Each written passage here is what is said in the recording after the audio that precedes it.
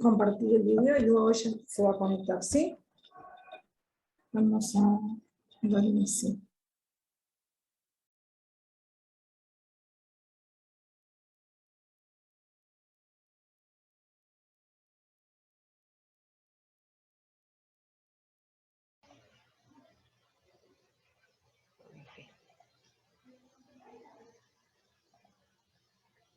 Bueno. La clase de hoy es acerca de trastornos de personalidad, ¿sí? Como les dije, mi nombre es Giselle Herrera y vamos a hablar un poquito hoy de lo que se trata de trastornos de la personalidad y personalidad en sí mismo, ¿sí? Bueno, un poco para pensarlo, primero para hablar de trastornos tendríamos que saber qué es la personalidad, ¿sí? Según Kaplan, se refiere a todas las características que se adaptan de forma única a los entornos interno y externo en constante cambio, ¿sí? Organización dinámica en el interior del individuo de los sistemas psicofísicos que determinan su conducta y sus pensamientos característicos según Alport, ¿sí? Y que bueno, que tiene justamente que ver con lo subjetivo de cómo se determina en cada persona, ¿sí? Pensamientos y conductas características, ¿sí? Como a grandes rasgos. Para el DSM, la definición de trastornos de personalidad, ¿sí? Tiene que ver con un patrón permanente de comportamiento y de experiencias internas, ¿sí? Que se aparta de lo que tiene que ver con la cultura del individuo, ¿sí? Es un fenómeno generalizado que puede iniciar en la adolescencia o en la edad adulta temprana, ¿sí? Y que se sostiene a lo largo del tiempo, pero lo más importante y que hace el diagnóstico de trastorno de personalidad es que genera malestar o deterioro, ¿sí? En la persona. Y eso es lo que hay que diferenciar justamente de rasgos en la personalidad o características por ahí más marcadas en algunos individuos de lo que es un trastorno. El trastorno genera malestar o deterioro, ¿sí? Y se manifiesta en al menos dos de las cuatro esferas siguientes, que serían la cognición, la afectividad, el funcionamiento interpersonal y el control de los impulsos. Estos rasgos, ¿sí? O puede pensarse en trastornos de personalidad cuando los rasgos son muy rígidos y desadaptativos, ¿sí? Generando lo que es el deterioro funcional o sufrimiento subjetivo, ¿sí? Justamente por eso pensemos que se trata de una entidad como trastorno, ¿sí? Cuando genera el deterioro funcional y el sufrimiento, ¿sí? Si no, tenemos que pensar más bien solo en rasgos de la personalidad o características, como mencionábamos antes. En general tiene que ver con actitudes y comportamientos faltos de armonía, ¿sí? Que afectan varios aspectos de la personalidad. También pensar que es duradera, ¿sí? Que no es algo de un día, una semana o un mes, sino en general acompaña la evolución del individuo y no tiene que ver con episodios concretos de enfermedad mental, ¿no? Pensando lo que uno puede estar cursando un episodio en particular que puede ser algún trastorno anímico o alguna cuestión adaptativa a alguna situación de crisis vital, eso no constituiría un trastorno de la personalidad, ya que acá hablamos de características que perduran a lo largo del tiempo. La forma del comportamiento anormal es generalizada, ¿sí? O sea, no es con solo algunas personas, sino que es generalizada a todos los ámbitos sociales de la persona, ¿sí? Para un conjunto amplio de situaciones individuales y sociales, como dije ahí. El trastorno conlleva un considerable malestar personal, ¿sí? Aunque este también puede aparecer solo en etapas avanzadas de su evolución. Y en general se acompaña, aunque no siempre, de un deterioro significativo del rendimiento personal y social de la persona. Bueno, ¿por qué es importante conocer, hagan la especialidad que hagan, algo de estas patologías en general de la salud mental, porque van a trabajar con personas, y en el tema de trastornos de la personalidad, porque es bastante frecuente, ¿sí? Es una patología crónica y muy frecuente a nivel mundial, en general un 10 a un 20%, ¿sí? De la población, y son pacientes que muchas veces algunos de ellos, ahora vamos a ver la clasificación, suelen concurrir bastante a las guardias por diferentes sintomatologías o por ser polisintomáticos, como son los trastornos límites que vamos a ver más adelante. La mitad de los pacientes en tratamiento psiquiátrico tienen un trastorno de personalidad que también puede asociarse a otros síndromes clínicos. Es un factor predisponente para otros trastornos psiquiátricos, ¿sí? El hecho de tener un trastorno de personalidad, que pueden ser trastornos ansiosos, afectivos, el consumo de sustancias, trastornos de la conducta alimentaria, ¿sí? Pueden ser intentos de suicidio, todas estas cuestiones que también pueden llevarlos a la consulta en los servicios de urgencia. El trastorno límite es uno de los más frecuentes, ¿sí? Y representa el 10% de los pacientes ambulatorios y del 15 al 25% de los pacientes hospitalizados. O sea que, en general, hagan la especialidad que hagan, puede ser que vean uno de estos pacientes en el servicio en el que estén. Bueno, según el DSM-5, ¿sí? Acá se encuentra la clasificación de cómo los criterios y cómo diagnosticaríamos un trastorno de personalidad, ¿sí? Estos serían los criterios generales para todos los trastornos de personalidad, ¿sí? Que resume un poco y ordena lo que hablábamos hace un momento. Es un patrón permanente de experiencia interna y de comportamiento, ¿sí?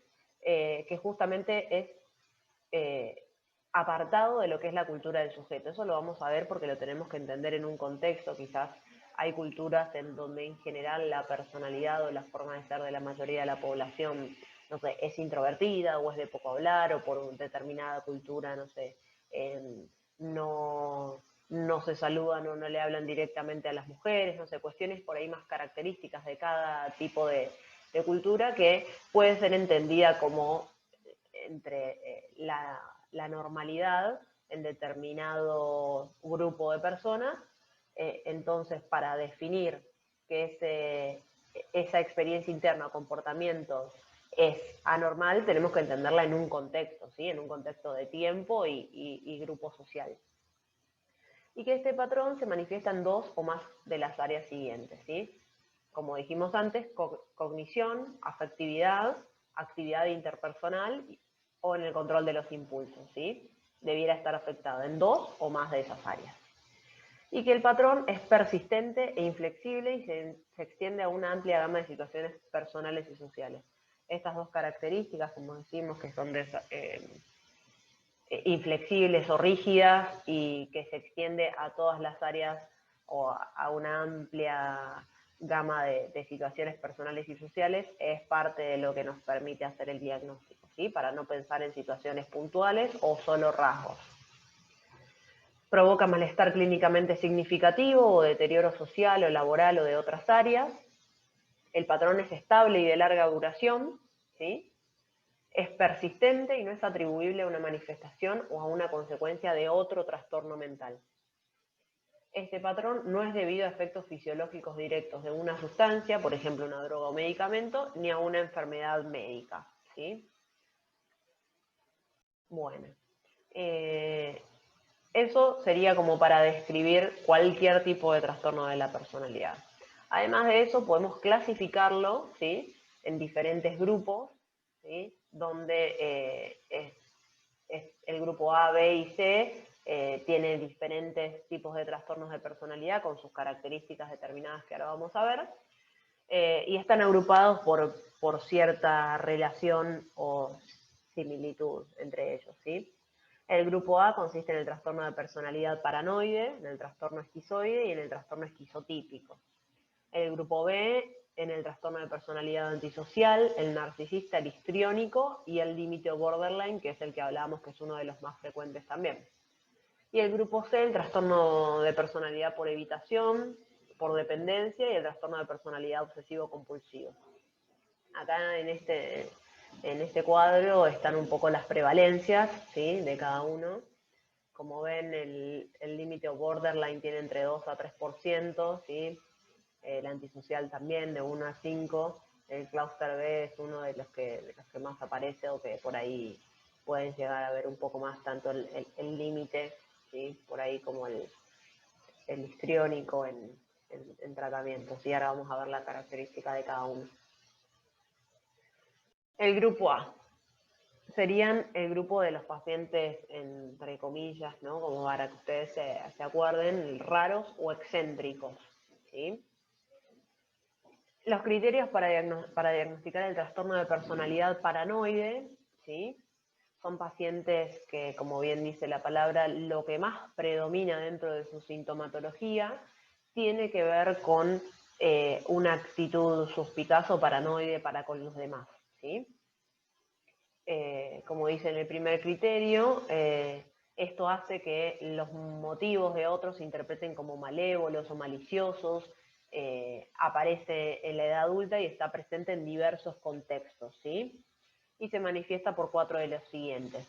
Esto de que se manifiesten en diferentes contextos quiere decir que el paciente no está paranoide solo por un conflicto en su casa o con su familia, o solo en lo laboral, que puede ser que haya alguna situación en particular con algún jefe o colega, sino que esto se manifiesta, esta desconfianza, en muchas esferas de su vida, con los amigos, con la familia, con lo laboral, ¿no? Y tienen que aparecer 4 de los siguientes, como dijimos. Sospecha sin base suficiente de que los demás explotan, causan daño o decepcionan al individuo. 2, preocupación con dudas injustificadas acerca de la lealtad o confianza de los amigos o colegas. Poca disposición a confiar en los demás debido al miedo injustificado o a que la información se utilice maliciosamente. Lectura encubierta de significados denigrantes o amenazadores en comentarios o actos sin malicia. Un rencor persistente en estos pacientes. Percepción de ataque a su carácter o reputación. Sospecha recurrente sin justificación respecto a la fidelidad del cónyuge o pareja. Y el otro criterio es que no se produce exclusivamente en el curso de una esquizofrenia, un trastorno bipolar o un trastorno depresivo con características psicóticas o otro trastorno psicótico y no se puede atribuir a los efectos fisiológicos de otra afección médica. Este último criterio en general lo van a ver en la mayoría de los criterios para el diagnóstico de un trastorno de personalidad, ya que lo importante es poder descartar otras patologías psiquiátricas ante la comprensión del cuadro, ¿sí? En general, como digo, todo este conjunto de sensaciones subjetivas por el paciente, sentir que le están queriendo hacer un daño o que hablan mal de él, o creer que las cosas que los demás hacen es para perjudicarlo, que los demás no lo valoran y que por eso hacen lo que hacen, hace que en general tenga bastante disfunción el paciente, ya sea en las diversas esferas como la pareja o en lo laboral, generándole conflictos, ya que tienden a aislarse un poco a raíz de esta característica y las formas de su pensamiento. El trastorno de personalidad esquizoide, que también pertenece al grupo A, ¿sí? También hay un patrón dominante de desapego en las relaciones sociales y poca variedad de expresión de las emociones, ¿sí? Comienza en las etapas de la edad adulta, está presente en diversos contextos, ¿sí? Y debe haber 4 o más de los hechos siguientes. Acá la diferencia está en que no desea ni disfruta las relaciones íntimas, ¿sí? Incluido el formar parte de una familia, elige actividades solitarias casi siempre, tiene poco o ningún interés por las experiencias sexuales con otra persona, disfruta con pocas o ninguna actividad, no tiene amigos íntimos ni confidentes, indiferente a las alabanzas o a las críticas de los demás, emocionalmente frío con desapego o afectividad plana, y como dijimos el criterio B, que tiene que ver con que se han descartado esquizofrenia, trastorno bipolar o cualquier otro trastorno psicótico o de características psicóticas, espectro del autismo, y no se puede atribuir a los efectos fisiológicos de otra afección médica, ¿sí? En el caso de este trastorno de la personalidad, lo que prima es esto, como el deseo de estar solo, el que no hay deseo de relacionarse con otros, ¿sí? En el trastorno de personalidad esquizotípica, ¿sí? Las deficiencias sociales interpersonales, ¿sí? Se manifiestan por un malestar agudo y con poca capacidad para las relaciones estrechas, ¿sí? Hay un comportamiento excéntrico, que es lo que lo diferenciaría de los anteriores, ¿sí? Y se manifiesta por 5 o más de los hechos siguientes. Hay ideas de referencia, ¿sí? que son ideas, ¿sí? No estaríamos frente a un cuadro delirante que quedan excluidos. Hay creencias extrañas o pensamiento mágico que influyen en el comportamiento y que no concuerdan con las normas subculturales de ese grupo social. Pueden ser supersticiones, telepatía, un sexto sentido, fantasías, ¿sí? de esa índole. Hay experiencias perceptivas inhabituales, incluidas las ilusiones corporales. El pensamiento y el discurso son extraños. Hay suspicacia, puede haber ideas paranoides. El afecto es inapropiado o limitado. Y el comportamiento es excéntrico, peculiar. Es esto que decíamos de la rareza de la persona. Tampoco tiene amigos íntimos ni confidentes. Y hay una ansiedad social excesiva que no disminuye con las familiaridades, ¿sí?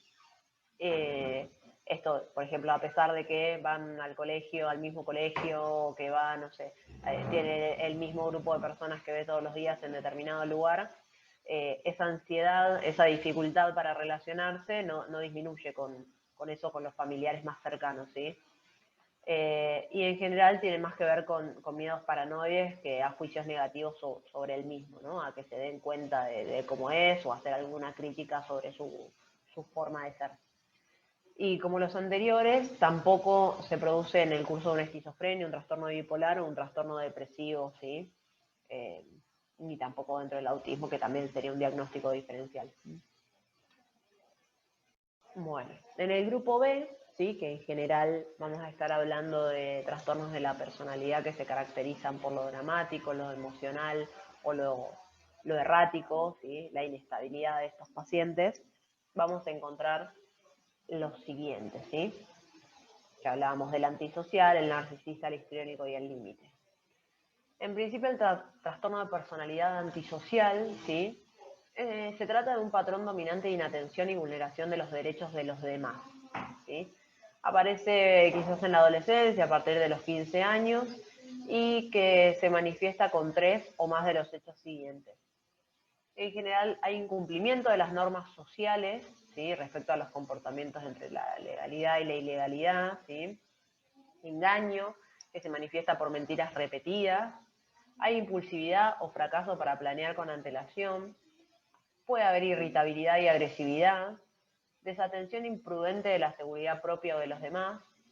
Hay una irresponsabilidad constante, ¿sí? Ausencia de remordimiento. Otro de los criterios es tener como mínimo 18 años. Existen evidencias de la presencia de un trastorno de la conducta con inicio antes de los 15 años. Y el otro criterio, que el comportamiento antisocial no se produce exclusivamente en el curso de una esquizofrenia o de un trastorno bipolar. Estos pacientes en general son personas que justamente por ahí sus acciones en general tienden a ser disruptivas, a tener problemas con la ley, a quizás en esto tener un conflicto con las personas que los rodean. Para la cultura eso que hacen es disruptivo, pueden ser agresivos, impulsivos, y algo de lo que es importante es que justamente no hay remordimiento por esto, digamos, no hay un malestar por haberse equivocado, ¿no? De eso estaríamos hablando un poco más en la personalidad antisocial, ¿sí?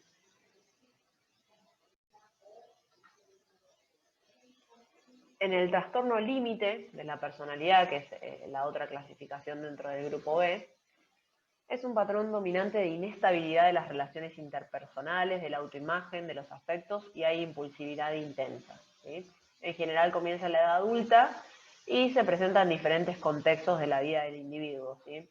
Tiene que haber 5 o más de los siguientes. Esfuerzos desesperados por evitar el desamparo real o imaginado, patrón de relaciones interpersonales inestables e intensas, que justamente alterna mucho entre la idealización, ¿sí? La idealización del otro y la devaluación de sí mismo también, ¿no? Pero sobre todo de los otros, esto de pasar del amar al otro a odiarlo con mucha rapidez, ¿no? Entre esos dos extremos. La alteración de la identidad propia, ¿sí? Inestabilidad intensa y persistente de la autoimagen y del sentido del yo, impulsividad en 2 o más áreas que son potencialmente autolesivas, ¿sí? Que pueden ser, ahí da algunos ejemplos, como en gastos, en sexo o en drogas. El comportamiento o actitud de amenazas recurrentes en el suicidio o comportamientos de automutilación son bastante característicos en estos pacientes, ya sean la manifestación de ideación suicida, de ideas de muerte o incluso de lo que llamamos actings o sobre ingestas medicamentosas o automutilación, como se veía en la imagen, que son la realización de cortes en general. Por ahí suelen ser en las muñecas, pueden ser en cualquier parte del cuerpo, que en general no tienen un fin de suicidio, ¿sí? Sino de automutilación, del poder sentir dolor con el objeto de aliviar la tensión psíquica, ¿sí? Esos serían comportamientos de automutilación. Inestabilidad afectiva debido a una reactividad notable del estado de ánimo, ¿sí? Que hay como justamente cambios en el ánimo o mucha reactividad a situaciones o conflictos por ahí que pueden ser traumáticos o que pueden ser algo como cotidiano, ¿sí? Hay poca tolerancia a poder resolver esos conflictos.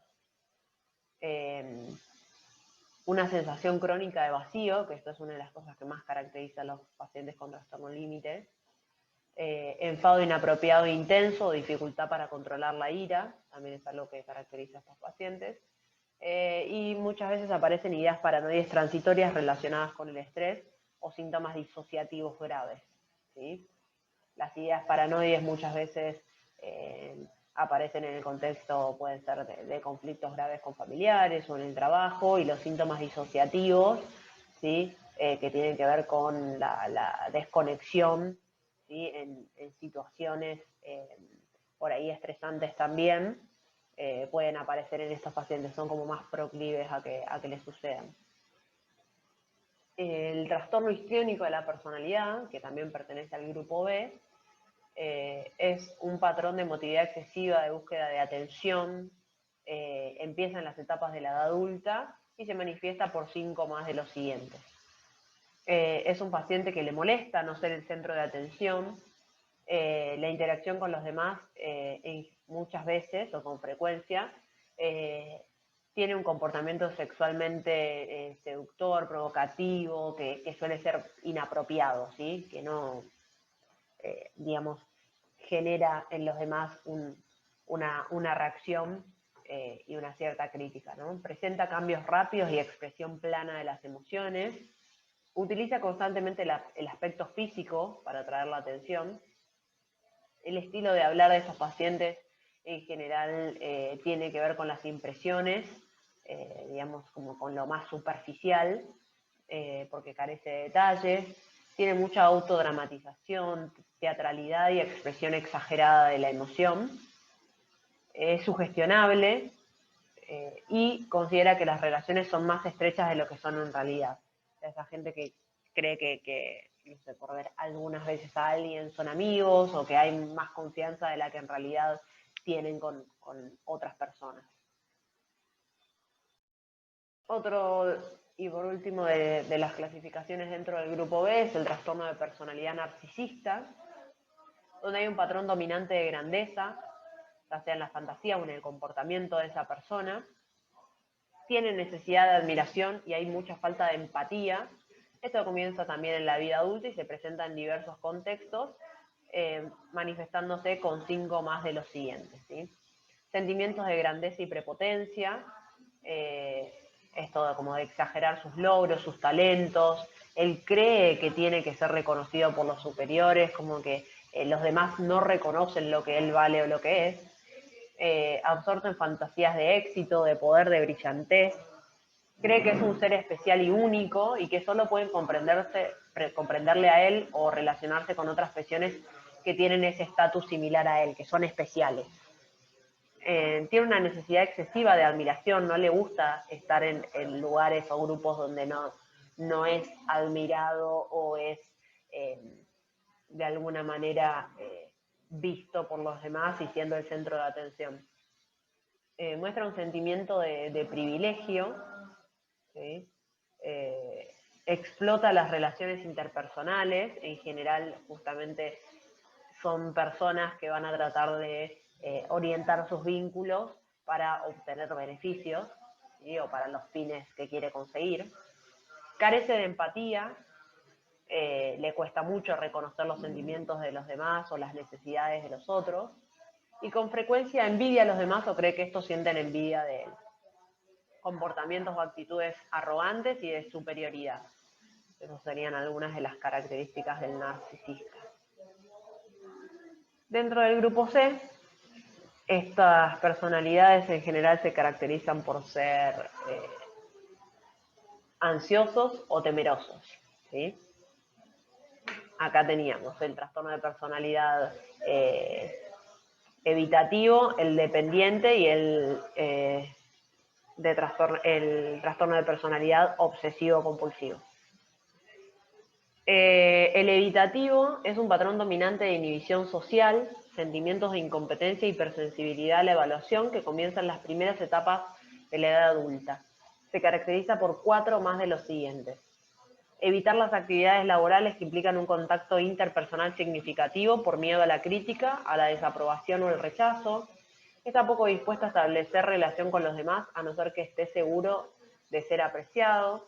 Se muestra retraído en las relaciones estrechas, ¿sí? Tiene mucho temor que lo avergüencen o que lo dejen en ridículo.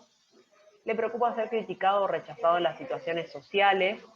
Se muestra inhibido en nuevas situaciones interpersonales debido al sentimiento de falta de adaptación, siente que no puede adaptarse, siente o teme pasarla mal y por eso evita justamente el contacto interpersonal. Se ve a sí mismo como socialmente inepto, con poco atractivo personal o inferior a los demás. Se muestra extremadamente reacio a asumir riesgos personales o a implicarse en nuevas actividades porque le pueden resultar embarazosas. De alguna manera, justamente acá tenemos que pensar en las diferencias entre los trastornos de personalidad. El evitativo siente esa limitación, siente que no tiene capacidad para socializar bien, entonces lo evita, ¿sí? No es como el trastorno esquizoide, que no tiene deseos de relacionarse con los otros, ¿sí? El esquizotípico tampoco tiene como una afectividad suficiente como para hacer lazos estrechos o familiares con la gente, y por otro lado también su extravagancia hace que en general la gente también tienda a no querer vincularse mucho con ellos, ¿no? Bien, y acá seguimos con el trastorno de personalidad dependiente, ¿sí? Que pertenece al grupo C, donde hay una necesidad dominante y excesiva de que lo cuiden, en general con un comportamiento sumiso y de apego exagerado, ¿sí? Con mucho temor a la separación. Se manifiesta por 5 o más de los siguientes. Le cuesta tomar decisiones cotidianas sin el consejo y la tranquilización excesiva de otras personas, es como que siempre está consultando para decidir. Necesita a los demás para asumir responsabilidades. Tiene dificultad para expresar el desacuerdo con los demás por miedo a perder su apoyo o aprobación. Tiene dificultad para iniciar proyectos o hacer cosas por sí mismo, ya que no tiene confianza en sí mismo.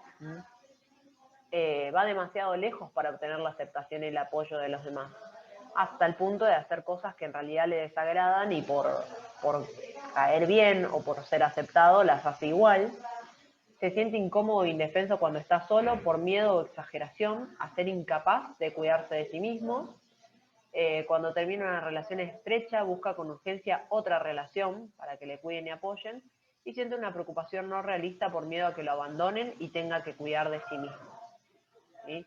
Estos pacientes justamente, como el nombre bien lo dice, son muy dependientes, tienden a tener relaciones ya sea de pareja o con amigos o con familiares, que son como que se caracterizan por mucho apego, por mucha dependencia para consultarles absolutamente todo lo que tienen que decidir respecto de su propia vida o áreas que no necesariamente debiera influir la decisión de los otros, ¿no? Y a ellos esto les define mucho las decisiones que toman para su vida. Quizás, no sé, en una pareja, las decisiones que toman en lo laboral, o de un familiar con en la decisión respecto de su pareja, ¿no? La palabra del otro influye en lo que terminan haciendo ellos. El trastorno de personalidad obsesivo-compulsiva, patrón dominante de preocupación por el orden, el perfeccionismo y el control mental e interpersonal, a expensas de la flexibilidad, la franqueza y la eficiencia que comienzan las primeras etapas de la vida adulta, ¿sí? Y se manifiesta por 4 más de los siguientes. Se preocupa por los detalles, por las normas, ser muy ordenado la organización y los programas, incluso hasta descuidando el objetivo principal de la actividad, ¿no? Como que, bueno, me preocupo tanto por organizar todo, cómo voy, un ejemplo, cómo voy a rendir, armar un cronograma, qué día voy a estudiar cada cosa, escribo toda la agenda, me preocupo por la parte del orden y organizar, pero después me terminan quedando un par de días u horas para estudiar, entonces la actividad principal que uno tenía que hacer es la que se encuentra descuidada por la priorización de todo lo demás. Muestra un perfeccionismo que interfiere con la terminación de las tareas. Bueno, tengo que hacer esto, tengo que limpiar toda la casa y termino limpiando solo el sector del baño por la perfección a la que aspiro o intento llegar con eso que me estoy proponiendo. Muestra una dedicación excesiva al trabajo y a la productividad que excluye las actividades de ocio y los amigos. ¿Sí? O sea, que no tiene que ver con no poder hacerlo por, no sé, una limitación económica o alguna otra cuestión, sino que realmente se dedica mucho al trabajo y a la productividad, de alguna manera como priorizando más eso que la diversión o las situaciones de placer. Es demasiado, ¿no? Consciente, escrupuloso y muy inflexible en materias de moralidad, ética o valores, ¿no? Que eso muchas veces lo lleva a confrontar con otros respecto de sus propios valores, ¿no? Es incapaz de deshacerse de objetos deteriorados o inútiles, aunque no tengan para él un valor sentimental. Está poco dispuesto a delegar tareas o trabajo a menos que los demás se sometan exactamente a su manera de hacer las cosas. Hay gente que no le gusta dejar las tareas que tiene que hacer o, digamos, organizarlas para que otros las hagan, porque lo que espera es que se haga tal cual como él las haría. Es avaro hacia sí mismo y hacia los demás. O sea, le cuesta esto de darse gustos o de hacer regalos hacia otros, ¿no? Como la dificultad de permitirse cosas vinculadas con el placer, ¿no? Y en cierta medida, ¿no? Como dice acá, considera el dinero como algo que se ha de acumular para catástrofes futuras, ¿no? Como con algo de lo que tiene que ver con el temor o la incertidumbre del futuro y pensar que hay que ser precavido o poder prever alguna situación futura. Y suele demostrar rigidez y obstinación. Bueno, es importante pensar que esto sería como un intermedio. Los trastornos de personalidad obsesivo-compulsiva tienen características obsesivas, a veces pueden estar vinculados con algo de la limpieza, pero son como rasgos de la personalidad muy marcados, muy rígidos, que los llevan a tener algún tipo de disfunción en las distintas esferas, pero son diferentes a lo que es el trastorno obsesivo-compulsivo en sí mismo, que constituye otra serie de criterios que seguramente van a ver más adelante en otra de las clases, ¿sí? Bueno. El tratamiento en general de los trastornos de personalidad, ¿sí? No hay una medicación en particular. Perdón. Creo que el tratamiento es sintomático porque en general pueden presentar otras comorbilidades como trastornos ansiosos, puede haber insomnio, puede haber alguna cuestión anímica, ¿sí? Y se van medicando un poco para eso. Los trastornos de personalidad del grupo A en general responden a bajas dosis de antipsicóticos, ¿sí? Y antidepresivos tricíclicos. Recordemos que los del grupo A eran el paranoide, el esquizoide y el esquizotípico, que son como los raros. Puede haber alguna cuestión más extravagante o ideas paranoides en el caso del trastorno paranoide de personalidad y en el esquizotípico, ¿sí? Y una cuestión más de aplanamiento o hipobulia en el caso del esquizoide. Entonces, de esa manera, esta medicación podría ayudar un poco en la sintomatología. El grupo B, ¿sí? Que se trataba de los pacientes como más inestables, más emocionales. Los SIRS funcionarían, como la fluoxetina y la sertralina, disminuyendo la ansiedad, ¿sí? Y el grupo C, que son los más ansiosos, o que los caracterizábamos así, con benzodiazepinas y antidepresivos tricíclicos. Otras medicaciones para cualquiera de estos grupos o cualquiera de estos trastornos de personalidad, dependiendo las características, podrían ser litio, estabilizadores para el control de impulsos, que también son usados. Y sobre todo la psicoterapia, ¿sí? Para poder mejorar la cuestión conductual o cognitiva de estos pacientes. Bueno, esto sería un poco hasta acá de lo que tiene que ver con trastornos de la personalidad. No sé si tienen alguna duda. Hola, buen día. Yo tengo una duda. ¿A estos pacientes sí o sí los tratás con medicamentos o es más importante la psicoterapia? No es, digamos, necesario que siempre estén tratados con medicación. Muchas veces, o a veces, estos pacientes pueden ser reticentes al tratamiento farmacológico. Es recomendado porque en general tienen muchos síntomas como los que decíamos, y es una posibilidad que los ayude en la disminución de la sintomatología y que eso los haga ser como un poco más funcionales o menos disruptivos.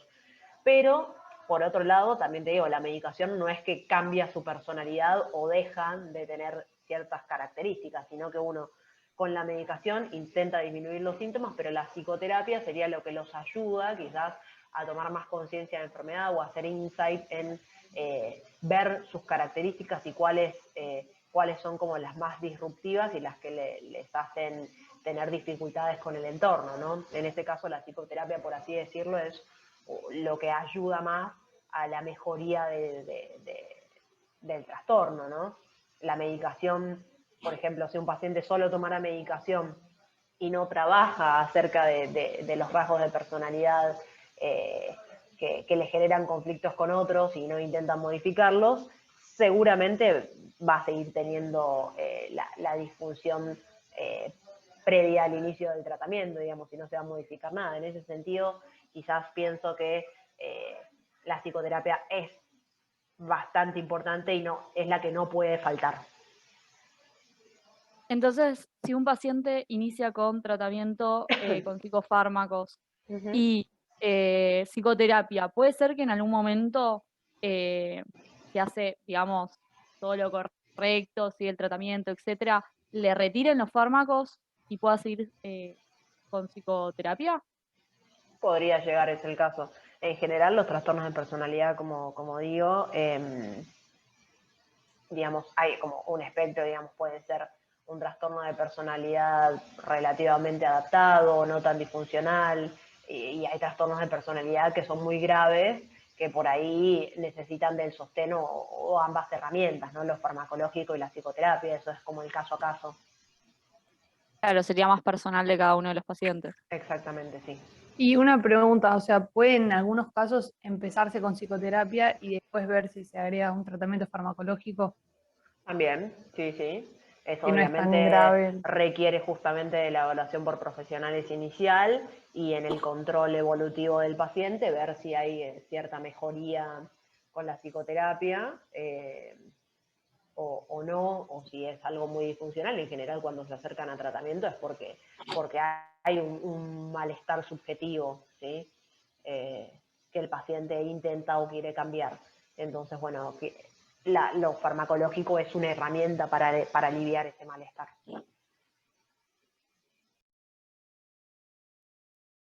¿Alguna otra pregunta?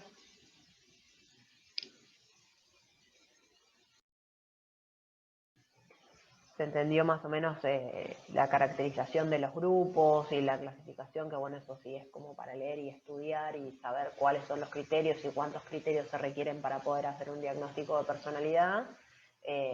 eso es importante, pero sobre todo, como decíamos, pensar que hay disfunción social en estos pacientes, hay malestar y es conflictivo para el paciente, no se trata de un rasgo, ¿sí? Más allá de que muchas veces como en lo cotidiano, en lo habitual, la gente suele decir, ay, sos re obsesivo, ay, sos re paranoide, eso no se trata de un trastorno de personalidad, un rasgo o característica que podemos tener todos, sino que cuando eso genera deterioro y malestar significativo es cuando se constituye un trastorno de personalidad y cuando estas características se sostienen en el tiempo, ¿sí? Eso es una de las cosas más importantes que a ustedes les tiene que quedar y que más allá del tiempo, que también que se presenta en diferentes áreas de la vida del individuo. ¿Mm? Perfecto, doctora, muchas gracias. Bien. Bueno, entonces, dejamos hasta acá. Cualquier cosita igual acá tienen mi mail si tienen alguna duda o leyendo el material, la bibliografía de la materia, les surge alguna otra duda. ¿Bien?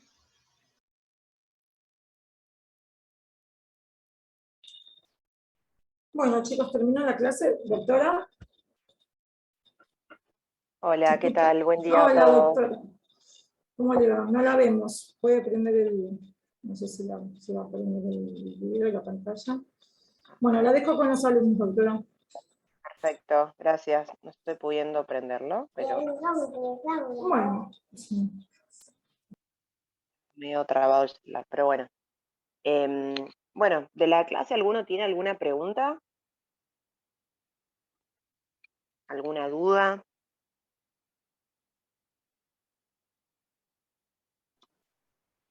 ¿Ninguno? Hola, doctora, ¿cómo está? Una consulta con respecto a lo teórico. Esto que nos están enseñando son personas que se presentan, por ejemplo, a una consulta derivada por un psicólogo o porque vienen a una guardia o cuál es el Tal motivo cual. más frecuente. Los pacientes a salud mental llegan o por un motivo, digamos, de reconocer su malestar, ¿sí?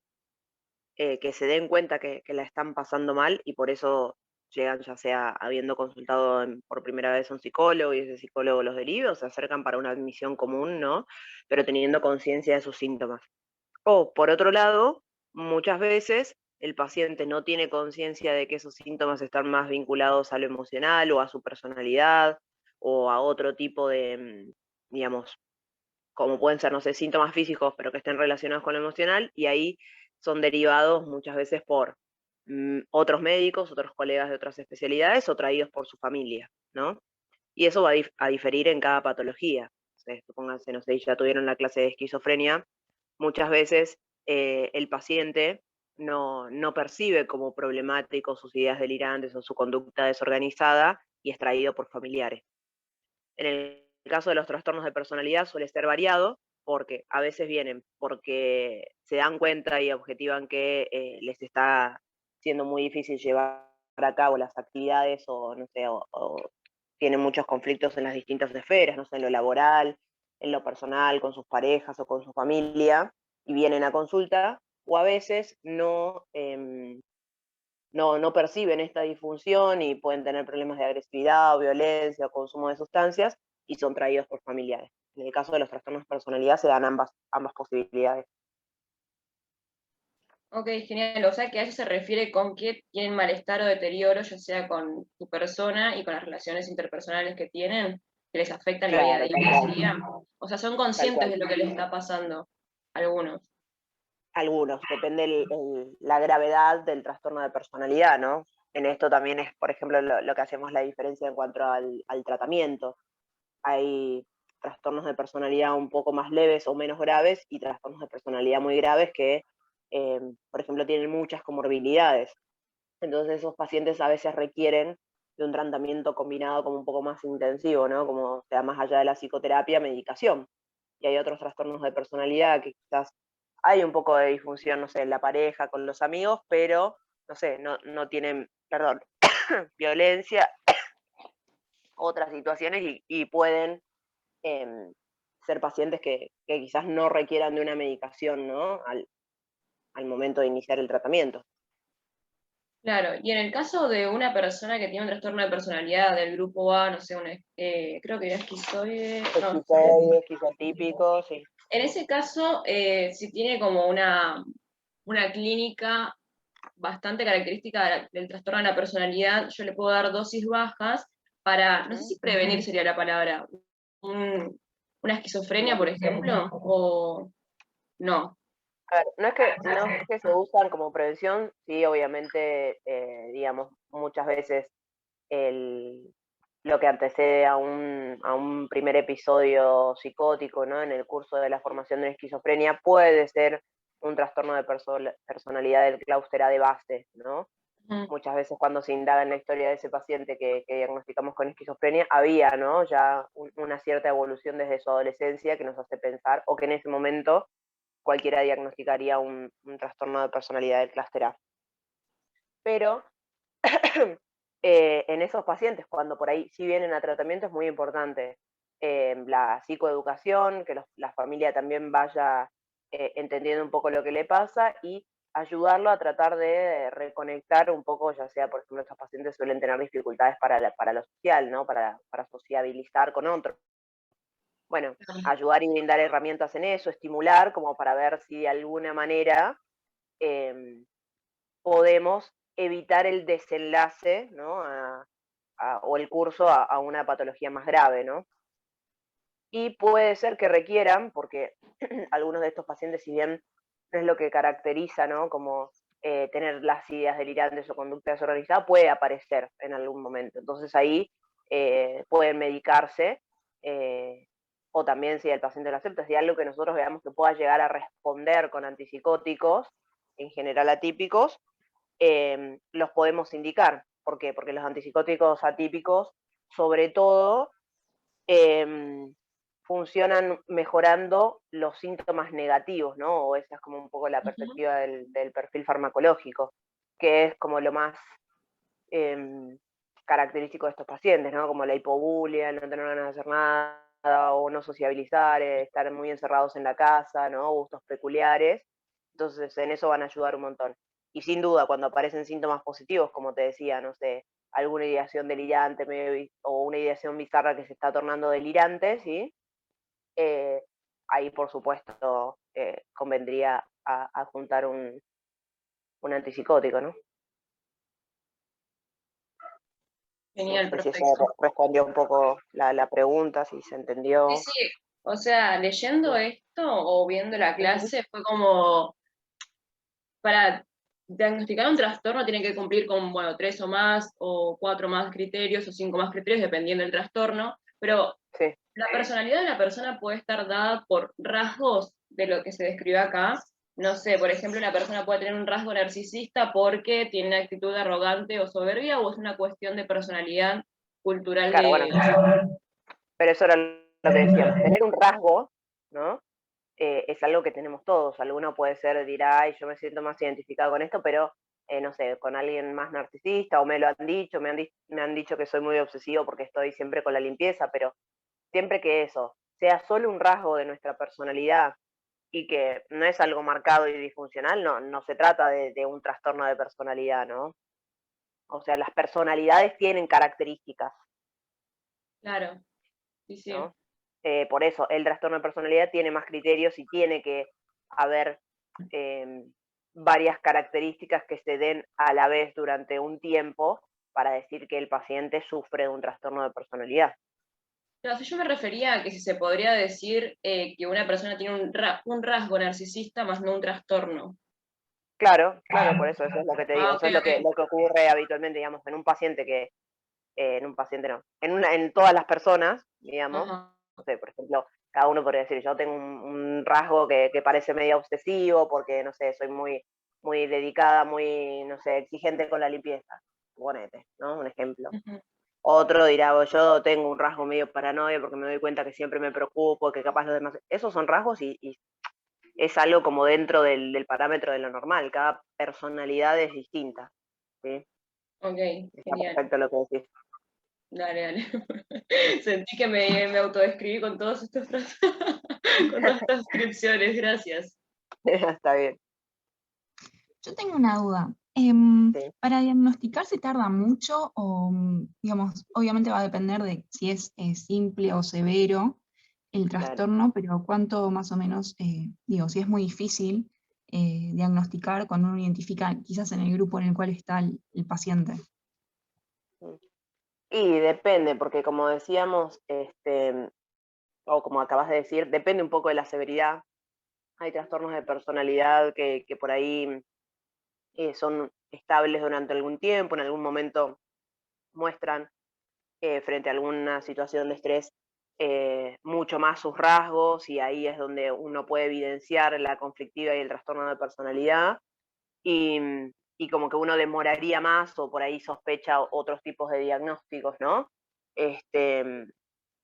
Pero en general, si son bastante marcados, no, no es que hay mayor inconveniente, ¿no? Qué sé yo, en general se hacen 3 entrevistas, ¿no? O 4, dependiendo de la complejidad del paciente, que son como las preliminares para arribar a un diagnóstico, ¿no? En la primera entrevista uno pone un diagnóstico presuntivo, y en las 3 siguientes va como preguntando, indagando y viendo la evolución como para afianzar un diagnóstico. Ok, y acá se consulta también al grupo familiar o algún, o sea, más allá del paciente como para confirmar un diagnóstico. A ver, eso en general en psiquiatría por ahí uno puede convocar al paciente dependiendo de la situación, del diagnóstico y de lo que requiere el paciente más que del diagnóstico, porque muchas veces puede ser, no sé, un trastorno de personalidad, pero que pueda más o menos valerse por sí solo, y uno trata de trabajar con el paciente, porque muchas veces también tienen familias disfuncionales, y eso, digamos, no es que uno necesariamente tiene que trabajar con la familia para hacer avanzar al paciente, ¿no? Pero, de alguna manera suceden ambas cosas. A veces los familiares se acercan porque la disfunción en el hogar es mucha, y tratan de acercarse para ver qué es lo que les sucede, cómo pueden ayudar, cómo pueden solucionar los problemas. A veces son convocados por los profesionales porque hay algo que hay que resolver o dar pautas de alarma, o más conocimiento sobre lo que le pasa al paciente, ¿no? Ocurren ambas cosas. Ok, gracias. No hay nada. Doctora, ¿puede ser que se pueda diagnosticar? Hola, buen día. ¿Puede Buen ser que se día. pueda diagnosticar en edades más tempranas? No sé, pensando por ejemplo en un chico que capaz tenga rasgo más, un trastorno antisocial, o sí tiene que esperar a que pase la adolescencia y ahí se puede establecer un diagnóstico. Bueno, eso es como un concepto teórico, pero uno diría que justamente en la adolescencia, ¿sí? Por eso en salud mental infanto-juvenil, uno trata de trabajar en mejorar, ¿no? O en, no sé, tener herramientas para un poco guiar esa conformación de la personalidad, porque hasta que uno es adulto, por lo menos se pone, ¿no?, como límite teórico a los 21 años, diríamos que la personalidad se sigue formando. ¿Mm? Entonces, en este punto, como previo, uno podría intentar establecer herramientas como para justamente evitar o mejorar algo de esa personalidad que aparenta estar formándose en una modalidad patológica, ¿no? Pero un diagnóstico de trastorno de la personalidad estaría dado cuando ya sabemos que la personalidad está conformada, o sea, una patología de adultos. Pero muchas veces sí se ve, como vos decís, personalidades de pequeños que, digamos, por ahí de niños, 12, 13, que van impresionando una cierta línea, ¿no? Pero tenemos que esperar a que se constituya la personalidad. ¿Mm? Perfecto, gracias. De nada. Y hago una consulta. No me quedó muy clara la diferencia entre trastorno de la personalidad obsesivo y el obsesivo compulsivo. Bien. Bueno, ¿ya tuvieron la clase o no? ¿Trastorno obsesivo compulsivo la tuvieron o no la tienen en el programa? Sí, creo que sí, la tuvimos. ¿La tuvieron? ¿Nadie se acuerda? Bueno, no, porque es distinto No. si la tuvieron o no, sí, No, porque quizás no no la la tuvimos. tuvieron. No No la tenemos tuvieron. clases, si hablamos un poco en las clases de ayer. Pero Ayer. Pero fue como muy muy por arriba. Creo que tiene un par de cositas, un par de tips. Ok, bueno. En cuanto al trastorno de personalidad, como decíamos, como son rasgos, aparecen algunas ideas relacionadas con, ¿no? Todos esos criterios que ustedes vieron, que de alguna manera, ¿sí? Son como permanentes en el tiempo, ¿sí? Que pueden variar en intensidad, pero forman como una parte de la personalidad. En cambio, en el trastorno obsesivo compulsivo, se trata de una problemática que suele tener como la parte de los pensamientos, las ideas intrusivas y obsesivas, y las compulsiones o rituales mucho más marcados, y son los criterios para diagnosticarlo como tal, como TOC, ¿sí? O sea, y aparecen distintas ideas que son más frecuentes en los trastornos obsesivos compulsivos, ¿no? Es una idea intrusiva, que aparece de pronto, que le genera displacer a la persona que las piensa, y que muchas veces están relacionadas. Puede ser con cuestiones de la limpieza, pero muchas veces por ahí aparecen como con ideas de temática hipocondríaca, ¿no? Con temor a enfermarse, a tener una enfermedad, a que le sale una cosita y piensa que puede tener una enfermedad, no sé, oncológica terminal. A veces también otra temática que aparece mucho en los trastornos obsesivos compulsivos son como las ideas y el temor al abuso sexual de niños, ¿sí? Esto es algo también bastante frecuente. No, como pensar, tengo miedo porque veo nenes y pienso que puedo llegar a dañar a alguien. Esto también es otra idea que ocurre en los trastornos obsesivos compulsivos. O sea, es algo que les genera displacer. No es que lo quieran hacer, pero temen que eso pueda llegar a pasar, ¿no? ¿Se entiende? Es como medio complicado, pero es una idea que no les, como que aparece y les genera displacer y no pueden dejar de pensarla. Y de alguna manera, también, bueno, si quieren leer después un poco, también está como, se presupone alguna cuestión más de neurogenética, ¿no? De disfunción a nivel de neurotransmisores en el trastorno obsesivo compulsivo.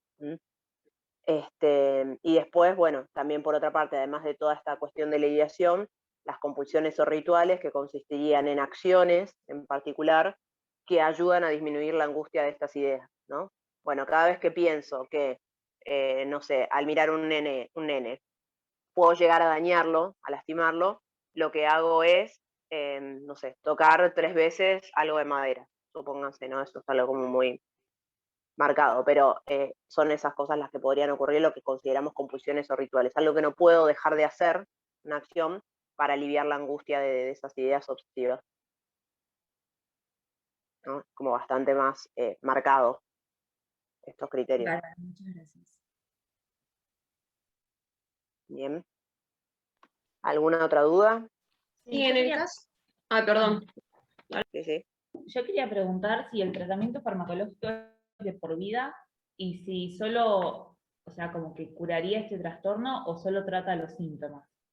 No, el tratamiento sintomático, como pusimos en la última diapo, digamos, si aparece alguna cuestión medicable, se medica. A veces los trastornos de personalidad no usan medicación. Pueden, digamos, lo que necesitan es una psicoterapia, ¿sí? Que los ayude a tener más conciencia de enfermedad, a ver cuáles son las características de su personalidad que generan, digamos, problemas o disfunción con los otros, ¿no? Y trabajar sobre eso. Y la medicación es algo que puede servir porque, bueno, como les digo, muchas veces tienen comorbilidades, puede haber un trastorno ansioso y por eso necesitan medicación, pueden estar deprimidos en algún momento del tratamiento y requerir medicación, ¿no? Y bueno, algunos pacientes que tienen más problemas con las conductas impulsivas o heteroautoagresivas, también puede ser que requieran medicación. Pero no quiere decir que siempre, ni que tampoco cuando toman va a ser a lo largo de toda su vida, eso depende del caso a caso. No es que es la regla que tomen medicación hasta por siempre, no. Ni tampoco Claro, que tomen medicación, no es una regla. entonces si se ve mejoría de estos síntomas y están tomando medicación, la podrían llegar a dejar. Tal cual. Sí. Perfecto, gracias. De nada. En el ¿Había caso alguien de más que tenía una pregunta? Sí, en el caso de estos trastornos se dice como cuando empieza la vida adulta. ¿La vida adulta significa después de los 30 o a partir de los 30? No, en este O- caso, digamos, la conformación de la personalidad la mencionamos como a los 21, si ya hay un paciente que viene con, no sé, con una problemática marcada a sus 25 años, más antecedentes durante su adolescencia que nos van guiando a esta conformación de una personalidad en específico, podemos diagnosticar un trastorno de personalidad. Ah, ok, genial, gracias. En esto de la vida adulta, digo porque muchas veces estos pacientes por ahí tienen ciertas características de personalidad, pero que quizás durante el secundario o cuando salen un poquito esos primeros años no es tan evidente, pero cuando tienen que, digamos, por así decirlo, cumplir las exigencias en una sociedad, un trabajo, una vida, ahí es donde se empieza a ver un poco más marcado y donde suelen terminar consultando en un servicio, ¿no?, de salud mental, quizás.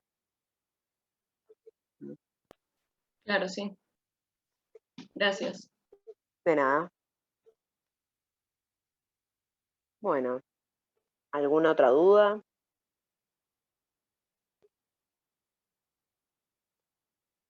¿No?